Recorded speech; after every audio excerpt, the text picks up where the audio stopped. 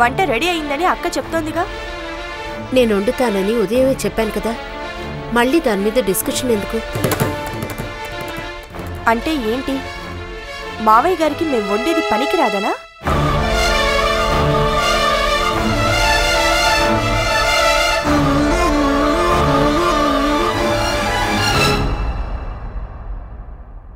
అడిగిన దానికి సమాధానం చెప్పకుండా వెళ్తున్నారే? ఎందుకు సడన్ గా మీ మావయ్య గారి మీద అంత ప్రేమ పుట్టుకొచ్చింది? అంటే మావయ్య గారంటే మాకు ప్రేమ లేదనా? ఉంటే ఇంత దూరం తెచ్చేవారా? అదేంటి, ఇదంతా మా వల్ల జరిగిందనా మీ ఉద్దేశం? ఎలా చేసినా జరిగింది మారదు కదా, అనుభవిస్తుంది మేము. మీరు మాట్లాడేది విడ్డూరంగా ఉంది. మీరసలే రాగిని, ఇవన్నీ మాట్లాడడానికి ఇదా టైము? తను కూడా మాట్లాడుతోందిగా. నేను అందరి గురించి మాట్లాడుతున్నాను.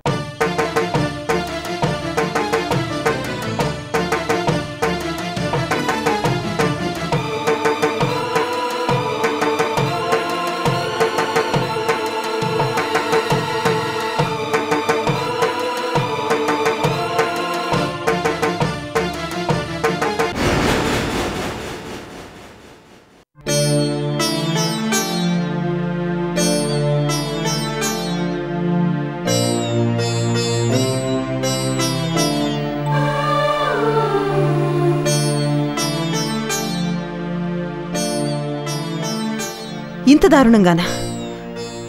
మావయ్య గారు కూడా ఎప్పుడు ఇంత ఇదిగా మాట్లాడలేదు. ఏంటి బావగారు ఇంత ఘోరంగా మాట్లాడుతుంది? పోనీలే వదినా, నాన్నగారికి అలా అయిందని డిప్రెషన్లో ఉందేమో. ఏం మాట్లాడుతున్నావు నువ్వు? అంటే మనందరికి పండగలాగుందా?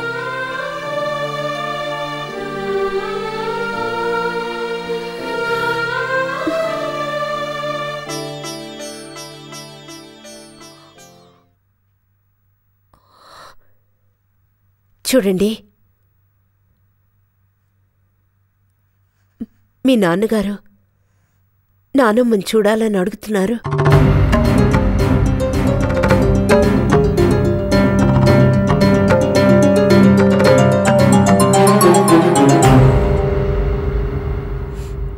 పొద్దున్నే తీసుకురమ్మన్నారు.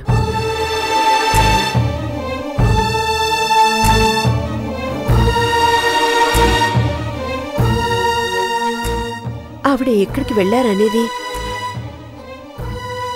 మీకు తెలిసే ఉండాలి.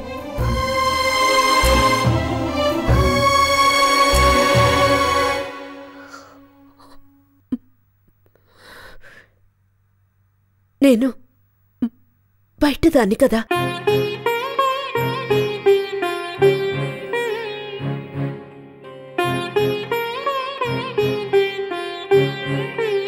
ఇంట్లో వాళ్ళుగా రేపొద్దు నాయనమ్మని ఆయన దగ్గరికి తీసుకువెళ్ళండి.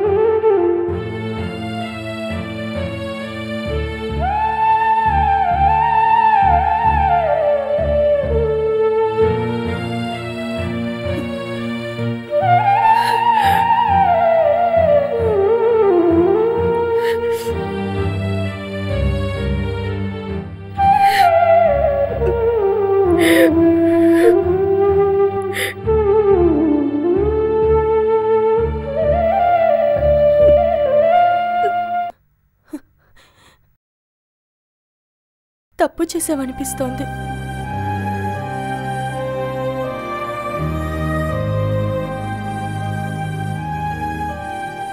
తప్పు కాదు, తొందరపడ్డామేమో అనిపిస్తోంది. ఏమిటిది? మతుండే మాట్లాడుతున్నారా? జస్టిస్ రాజశేఖరం కొడుకులా కాదు. పెళ్లికెదిగిన ఇద్దరు చెల్లెలు నన్నేలా ఆలోచించండి. యువతల జీవితాలు మండిపోతుంటే ఇదేమిటని అడగడం తప్పేలా అవుతుంది? అంటే మంచాన పడ్డంత మాత్రాన తప్పు ఒప్పవుతుందా?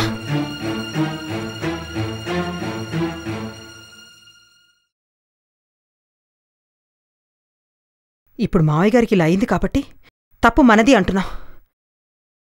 అదే పల్లవియో శాలినియో ఏదైనా అఘాత్యం చేసుకునుంటే అప్పుడు తప్పు ఆయింది అనేవాళ్ళు కదా.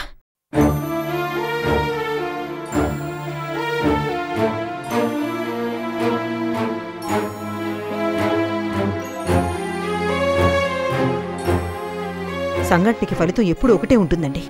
అది మారదు. మనం చూసే దృష్టే మారుతుంది.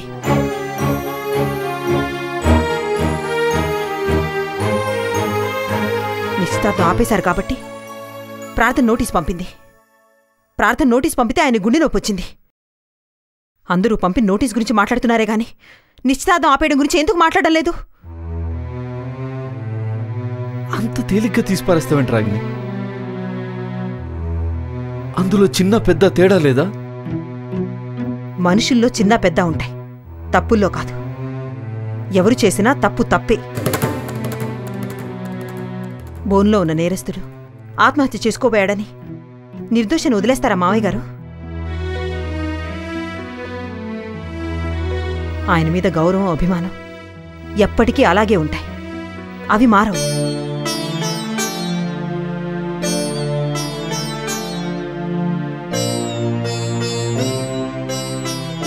నేనెదిరిస్తుంది ఆయన పద్ధతుల్ని, పనుల్ని. అంతే.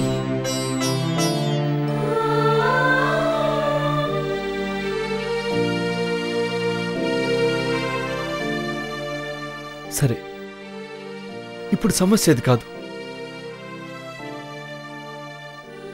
రేపొద్దున నాన్నమ్మ గురించి అడిగితే ఏం చెప్పాలి? ముందు అదా ఆలోచించండి.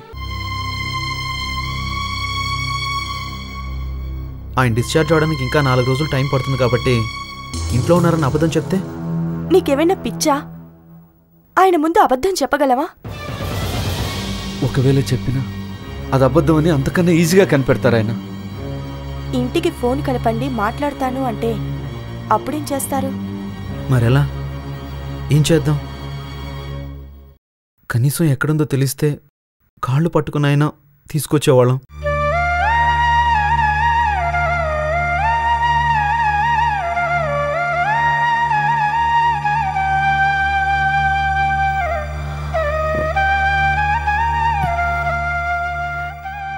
ఇంత ఇదిగా వదిలి వెళ్తుంది అనుకోలేదు.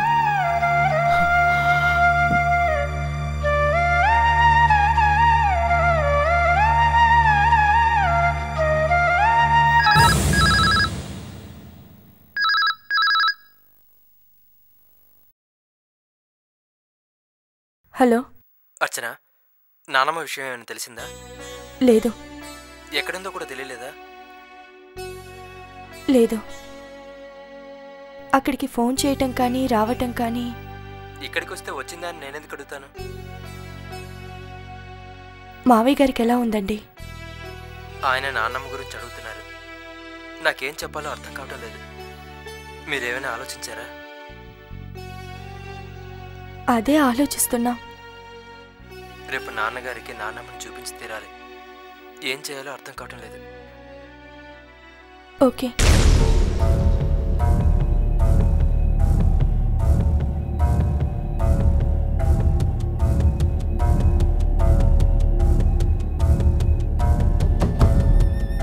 ఏంటట? రేపు మావయ్య గారికి అమ్మమ్మని చూపించాలట.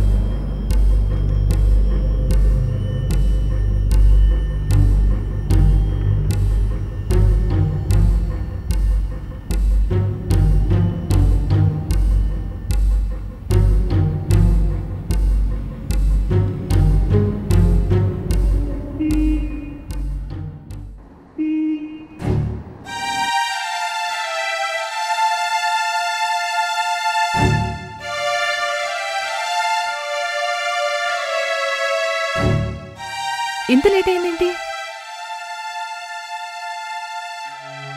కిషోర్, నిన్నే. ఇంత లేట్ అయిందేంటి? పనుంది. ఇంత రాత్రి వరకు ఏం పని?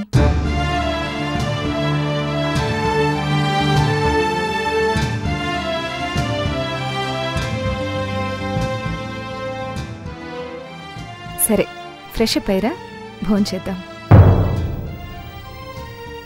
నాకు ఆఖరిగా లేదు, నువ్వు భోంచేసాయి. కిషోర్, నువ్వు రాకుండా నేను ఎప్పుడైనా భోంచేశానా?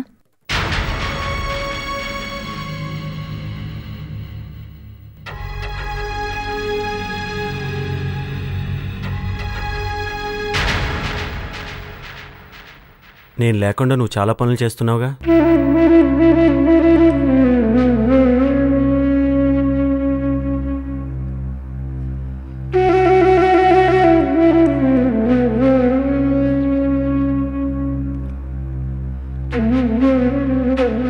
కిషోర్, అసలు దానికి దీనికి సంబంధం చాలా ఉంది.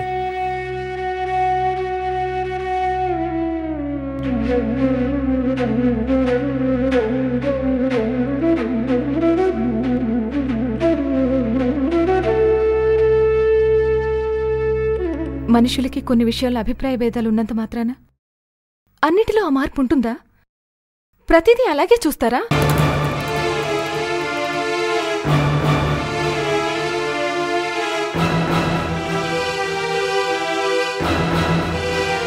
కాలుకో చేయికో దెబ్బ తగిలితే దెబ్బ కాలుకి తగిలింది, నేను బాగానే ఉన్నాను అనుకుంటావా? ఇది అంతే. ఏ మనిషి అయినా ఇంకో మనిషిని ప్రేమించగలడు లేదా ద్వేషించగలడు. కొన్నిట్లో ప్రేమించి కొన్నిట్లో ద్వేషించలేడు. అంటే ఇప్పుడు నీ మీద నాకు అసలు ఏమి? ఎందుకు ప్రార్థన అనవసరంగా టాపిక్ రేజ్ చేసి గొడవ పడతావు? నీ పని నువ్వు చేసుకుంటున్నావుగా, చేసుకో. నేనేం మాట్లాడలేదుగా. అలాగే నా మానాన్ని నన్ను వదిలే ప్లీజ్. అది కాదు కిషోర్, అసలు నేను నీతో దయచేసి నన్ను తాకకు.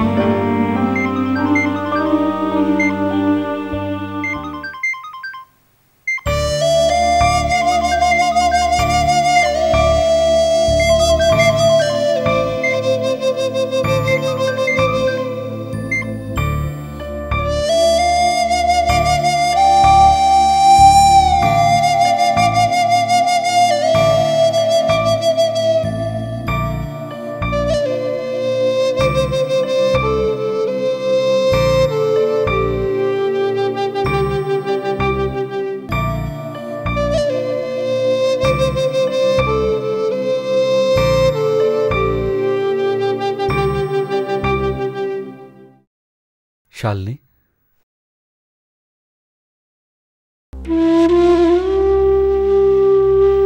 ఏంట్రా ఏమైంది? భయంగా ఉందా?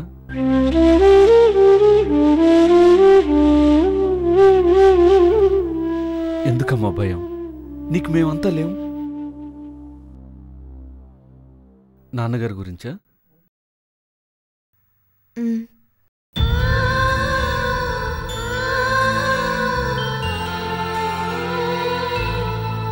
అసలు ఇదంతా నా వల్లే కదన్నయ్య. నేను చేసిన తప్పుకి ఇంట్లో అందరూ శిక్ష అనుభవిస్తున్నారు. నాన్నకు అలా అవ్వడం, నాన్నమ్మ వెళ్ళిపోవడం, చందమామకు మబ్బులు కమ్మి వెన్నెల మాయమైనట్లు నా వల్ల మన ఇంట్లో ఆనందం మాయమైంది.